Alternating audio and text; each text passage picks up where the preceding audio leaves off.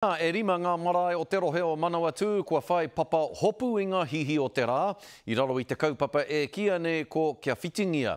Ko te ngako o tēnei kaupapa, kia heke iho te utu ki ngā marae mo te hiko.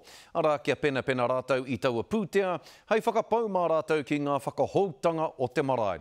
Kia noho tonu mai ai ko te marae, hei wāhi whakaruru hau i ngā manako o ngā whānau me ngā hapū. Anei rā te pūrongo a Regan Paranihi. He pūnga o ko maru ka āhei te marae te tū whakauka hei te anamata. Hei āwhina tia ki te piere hiko, e me te āwhina tia tātou rawa kore, nā pakake, nā mukapuna, kia mātou nei, e te timata te puawaitanga o tātou mana motu hake kei roto ki a tātou i roto i tēnei kaupapa anō. Ka para te kaupapa o kia whitingia i tētahi ara e āhei ai te marae nei te waihanga i tāna ke puna hiko. Ka mutu, ka tuari i taua hiko ki ngā whānau kua whaipānga ki te kaupapa. Me te wawata ia ka pātea te pūtea. We have this sort of relationship where the marae are both benefiting, but also our people is benefiting.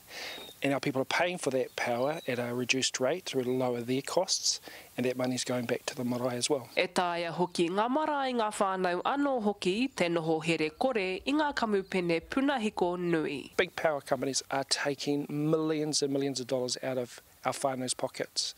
So why should we allow that when we can do it ourselves? E whakapono ana Graham Everton, koe nei te āpōpō mā ngā marae me ngā hapori kia toitu te tū. So I think the right path for our people is to be as self-sufficient as we can be in our kai, in our energy, in our communications.